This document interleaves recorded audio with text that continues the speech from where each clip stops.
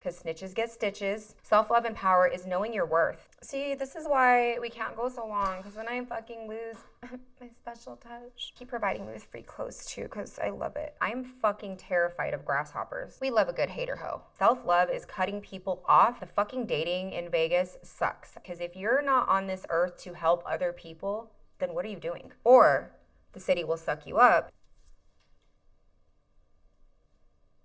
Action.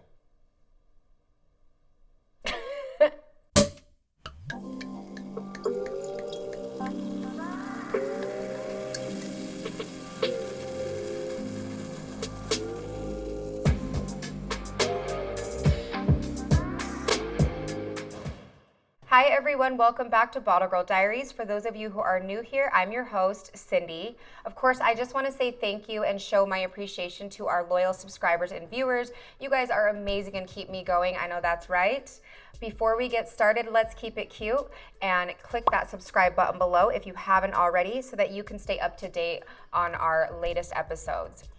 Also, before we get started, I need to give a shout out to my girl, Elle. She was on this channel several episodes back. She has launched her clothing line, Essentials in Lace.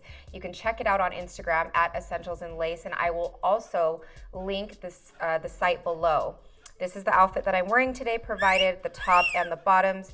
You can also put in code Cindy15 at checkout for the homie discount. So proud of you, Elle. Keep going, girly. Keep providing me with free clothes too, because I love it. All right, well, you guys have sent in some questions, so let's go ahead and dive right into the episode to get the answers that you're looking for. Remember, I'm here to be very transparent with you guys and informative so that we can continue to grow this channel together. I actually really love when you guys understand the assignment and provide feedback and the questions that you want answers to.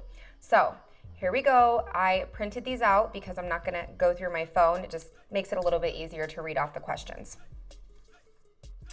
All right, first question. What's one thing people don't know about you that will surprise others?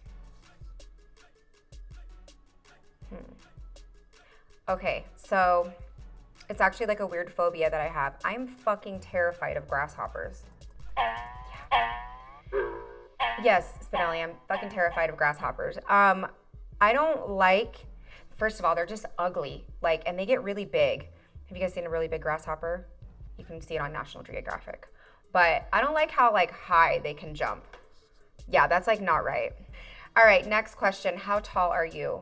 So I'm 5'2", but I think that I'm closer to 5'3", so maybe I'm 5'2 and a half. Is that a measurement or a height measurement? Okay. Have you ever had a sugar daddy? No, because I've never, which I've explained in many episodes before, slept with anybody for money. I have guy friends that have taken me gambling or just wanted to give me money to help support me in my business ventures, but nah, I haven't had a real sugar daddy. If he's fine though, I wouldn't mind it. All right, next question. Does everyone automatically hate the new girl? When you're talking about the new girl in the industry? No, actually, you just have to keep your head down and stay in your lane. Just worry about coming to make your money. Obviously, if you're that girl that's gonna be new and come in acting like you're the shit and trying to get at everybody's man, or if you're kind of a snitch, because snitches get stitches, then yeah, I would say that you would do that to yourself, but nobody's just gonna be out to get you. Although I will say I had some moments when I worked at Dre's nightclub. I had a girl that literally just had it out for me for no reason. And it's funny because a full circle moment, she came back around and apologized to me. This was actually a couple years ago. So yeah, we love a good hater hoe. But as far as the new girl automatically being hated on, no, but there's always gonna be a hater hoe. So. All right, next question. Talk about how girls can transition into a new career from being a bottle girl. So that's really tough because, why is it that we have to focus on being in one career? Why can't we do several things where we dip our money into maybe several business ventures that we have, investing, stocks. Like, not everybody is set to get a degree and work a 9 to 5 or a career the rest of your life. Some people, I know tons of people that have their money in just several different investments and dabble in that. So, but I would say that advice would be think about something that you're good at, that you're passionate about, and that you could really see yourself doing. For me, it's like whatever I'm going to be doing, I want to make sure that I can help people. And I never thought about it with this channel, but I've had girls come up to me and tell me that I have been motivation to them. So obviously I want to continue to grow the channel and expand it. So that to me is like, if you're going to do something, do it with purpose. Don't just go into a job for the money, because eventually you won't be happy. You have to do it with your purpose. So as far as transitioning into a new career from being a bottle girl, I would also say that we need to make sure that we're also financially stable, because this job, we do make a certain amount of money that we're used to. And so if you go from making like $60,000 a year to $35,000 a year, that's a huge pay cut. So I think just setting ourselves up for that with our savings. Can I still get hired if I missed auditions? You can. It is a little bit harder because once we get into busy season, not as much or as many positions are open and available. So I would say definitely, try not to miss the auditions. Like I said before, they're in January, some in February, but it is important to stay on top of that and following the pages that I've said before, just any big nightclubs, Zoop nightclub, Excess or Daypool's, Encore Beach Club, Wet Republic. Just follow those pages because they're always going to post the flyers of when they're hiring. If for some reason you're not able to get into a bigger nightclub, start somewhere. There's a million jobs in Las Vegas. There's so many hotels, lounges, bars, those kind of places that you can start with just to, get your foot in the door. Okay, next question. How to cope with wearing heels for that long? So yeah, I will say that wearing heels is very hard on our feet, especially because we are standing for long periods of time. Some things that help me is I use a peppermint foot lotion and then a tea tree oil energizing spray. And then when I get to work, I spray my feet with a numbing spray. So I'm currently using Asper cream, and obviously I will go ahead and show you guys what that is.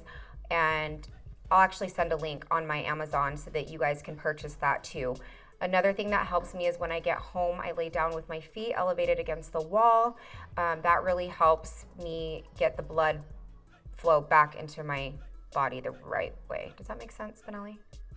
Like blood circulation flow? Circulation's a thing. Yeah, I fucking know.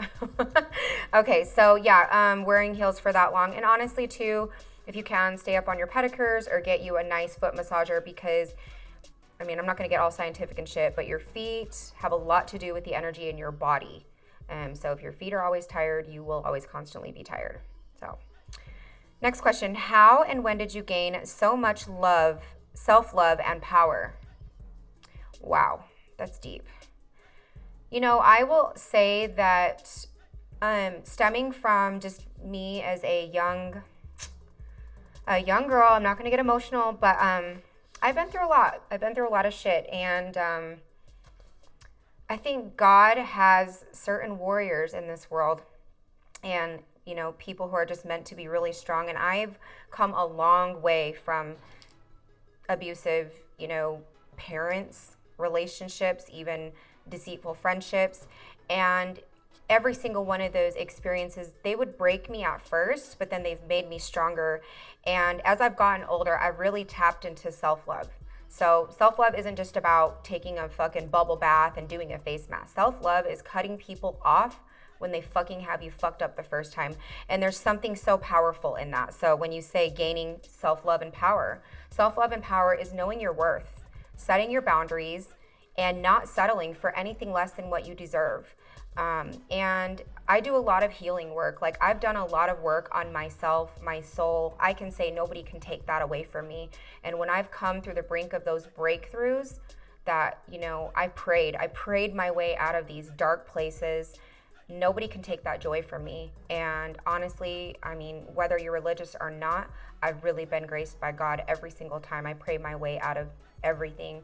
I meditate. I literally am always constantly reading self-help books on how to help, evolve my mental health. So My self-love and power comes from that. And also something that really makes me feel good is just being a fucking good person and empowering women. And even with this channel, to me, that's self-power as well. Because if you're not on this earth to help other people, then what are you doing? Because we can't be successful alone. So that I could go on with that question. Such a good question, and thank you for sending that in. But let's move on to the next question. How was your first experience as a bottle girl when you came into the industry?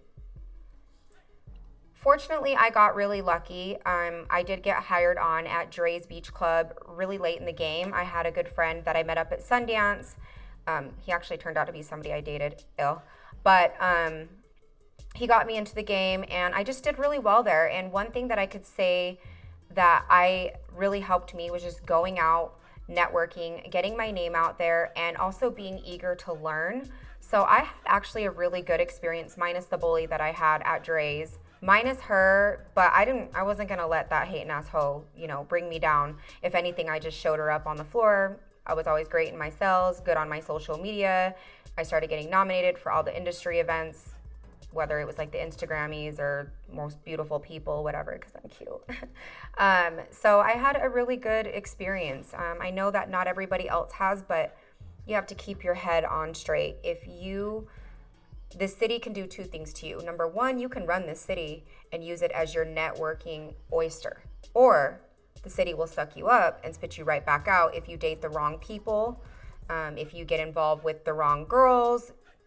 I'm telling you right now, if you are warned about somebody, there's a reason why. So I would just say, trust your instincts, but come here with a good head on your shoulders. Be about your money, be about your bag, because at the end of the day, some of these people you will never see again once you leave the industry. So I had a good experience. Strong head, strong-willed, and good head on my shoulders, I would say. Let's see, what's it like to be a bottle girl for the first time? I would say that I was really scared at first. I was never intimidated because I was confident in myself with that, but I can say that there were some things that a lot of girls out here do and did that I didn't understand. Like, there's a lot of girls who are like designer bag driven and just all about that and just not as rooted. And that's not like me. So it was definitely something to adjust to. But then obviously, like, I just gravitated toward people that were more like me. So a little bit more down to earth, confident but humble. And I'm a girl's girl. So, like, if you're my friend, I'm never going to go, like, screw your dude behind your back or any of that. So I would say that my first time, being a bottle girl, it was just getting used to the culture, like, because you have to understand that, I've told you before, Vegas is driven off of sex, drugs, money, and looks. So it's a lot of superficial things. So you have to really, really, like, dig deep and just know what you're here for. Tell us about the events you get to go to and all the perks. Okay, so we have outings. So what that is maybe a bunch of the Zouk waitresses will go into an industry night, whether it's Omnia, Excess, Jewel, wherever it may be. And the perks about that is that they'll get us a dinner set up that's free, so it's comped, and we'll just have to tip. So those are definitely perks. We get to eat at these restaurants where, some people have to pay a couple $100s to go eat, so we get that. We also get sat at tables, and we do get the free bottles. Obviously, remember, very important to make sure that you tip, even if you're going in on a comp. Always. Don't ever come into my club and not tip on a comp, because I'll call your shit out on the channel. Okay? On the perks of being a bottle service girl, we do get industry discounts certain places. Like, I've gotten, is gotten a word? Gotten's a word? Urban Dictionary. Just kidding. I've been able to get discounts at fitness places, hair salons, lash places, if you just say that you work in the industry. So that's another perk. And honestly, just meeting all the people that we do, because most industry girls will never be jobless, because you always know somebody that can place you somewhere, whether it's in the industry or not. So perks of being an industry girl, lots of perks, definitely. So I also found myself with my Instagram platform, it blew up even more once I moved to this city, and I get a lot of free clothes. So that's great. I can't tell you the last time that I had to buy workout clothes. I get a lot of companies or local girls that want to send me, clothes from their line. So that's nice too, because who doesn't love a free outfit? I'm going to move on to the next question though, because I could go on about that. Everyday upkeep as a bottle girl. Hair, makeup, do you buy your own work clothes and dresses? Okay, so as far as hair and makeup goes, I think that we are considered model cocktail servers. So you just want to be up to I need a drink of water. Okay. Everyday upkeep as a bottle girl. Hair, makeup, do you buy your own work dresses and clothes? Okay, so hair and makeup, you want to be up to date on the latest trends. Instagram is your best friend, YouTube. When we go into work, we do need to be full hair and makeup ready. They like to call it red carpet ready, but I haven't always gone red carpet ready. Some days, just not going to happen for your girl. Do you buy your own work clothes, i.e. dresses?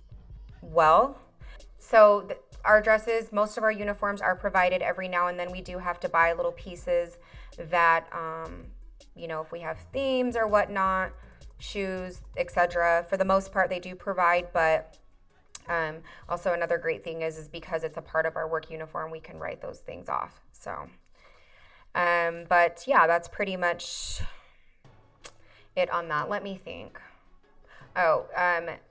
Manicures and pedicures, you do have to have, your nails done. If they're not done, they at least need to be clean. They can't be too long, looking like Shaniqua nails.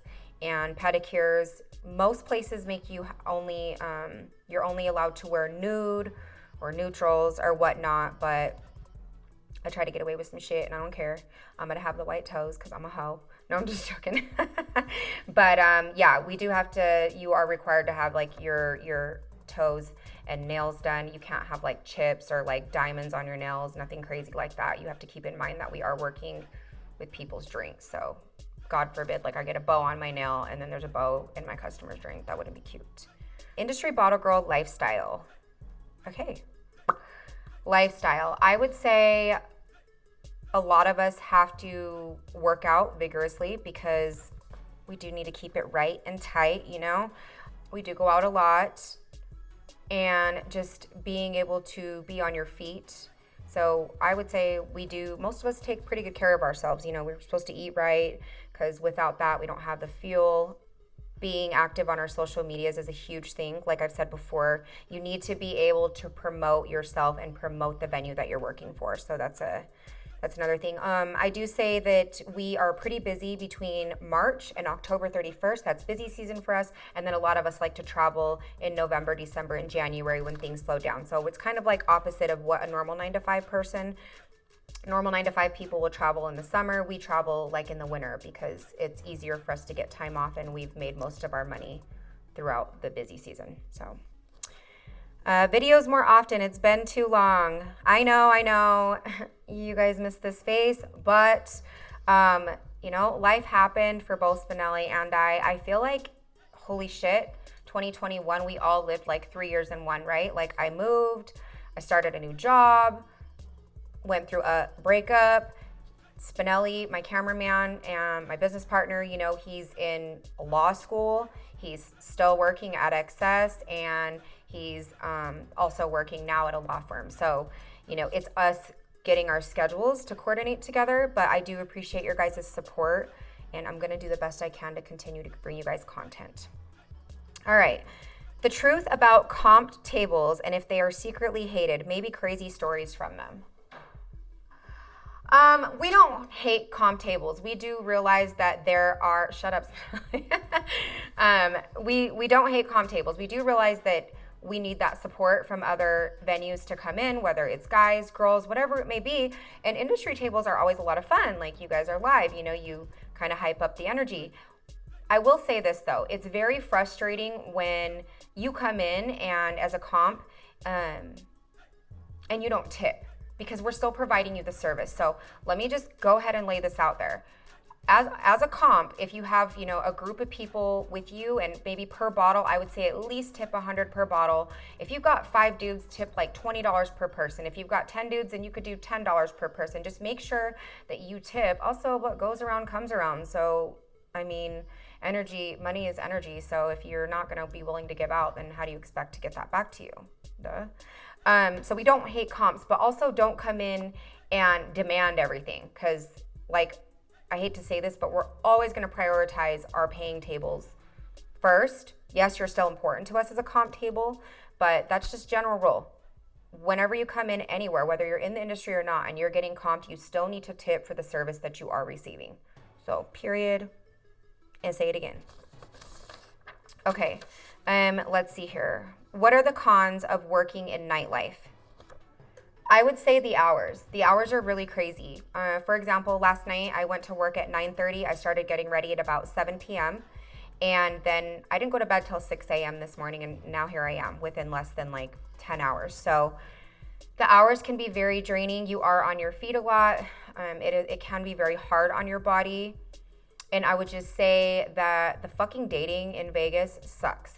It's just like quality of people sometimes, I would say the cons of working in nightlife as well, having to always overly extend ourselves to talk to people, that can get very draining. I mean, I love my job and we make great money, but you got to have some balance and know when to like take your quiet time and your downtime to yourself so that you can still be able to maintain a good attitude at work.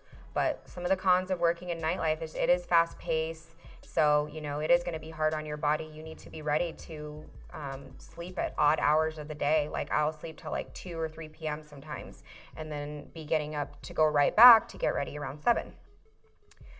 Tips on what shoes to buy and wear for the nightclub and day club, please. I need good ones. So if there's anything that I can say is always get a shoe that's going to support the ball of your feet, because if they don't, that's going to push like really hard onto the ball of your feet. And then you know what? I'll actually provide some pictures and I'll send the link in the description box as well for those. So as far as day club, usually you're going to be wearing wedges. Nightclub, you are going to be wearing heels. There are places that you can get your shoes cocktailed at. Just go to like a shoe cobbler, and what they can do is fix your shoe for you to where it's more comfortable for your liking. Tips for first timers, like things that you wish you knew at the very beginning. Don't date industry host. That's just my personal experience. Save your money. Be better with your money and get on a budget plan.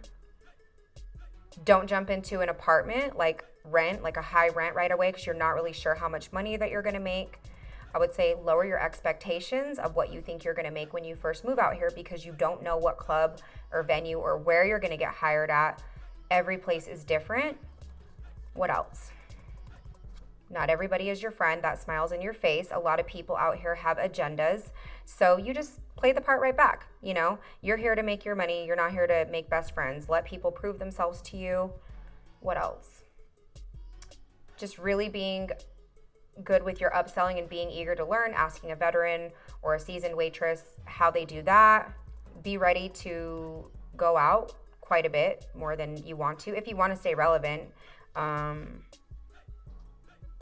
What else? I wouldn't jump into, like, if you're just moving out here, I would not jump into like an apartment right away where you're living by yourself, paying like $1,500 to $1,700 a month, because you're not really sure how much you're going to make. Lower your expectations on what you think you're going to make, because I will say industry money has changed since like 5-6 years ago. And then just finding a seasoned veteran waitress that you trust and that you can kind of see does really well out here, getting like upsell techniques and just asking how they've been successful in this industry. Last question, how to acclimate in Vegas? Well, there's a lot of things that you can acclimate to. So I would say, use your discernment, intuition. Like, if you don't feel like you should be doing something, don't do it. You just need to be about your money. If you think that you're just going to move out here to only party, I promise you your world will come crashing down, because that's exactly what they want you to do. You know, you need to be about your money, be serious about coming out here to use this job as a stepping stone, not your final destination. Make your money, get out, you know, just really trust yourself in knowing why you came out here, stay rooted. There's so many things that I could talk about, from the weird ass weather here. It is really hot as shit out here in the summer. So when you say acclimate, I think of weather, but it's hot as shit. So stay hydrated. There's a lot I can go in on that. So I'm probably just gonna stop right there. Well, that wraps up today's episode of Bottle Girl Diaries. Thank you all so much for tuning in. We are so close to monetizing, so a way that you can help us to get where we want to be is share the channel on your social media. Then you can put the link, you know, in that little part of your story. And then as far as the viewing hours go, even if you're not able to sit down and physically watch the episode, maybe just have it playing in the background while you're getting ready, cleaning your house, whatever it is that you may be doing. I really appreciate you guys. Don't forget to subscribe so that you can stay up to date on the latest upcoming episodes. You can also follow our Instagram at Bottle Girl Diaries Official, or if you want to get personal with me, at I am Cindy Nansiri, and I will see you guys next time. Bye now.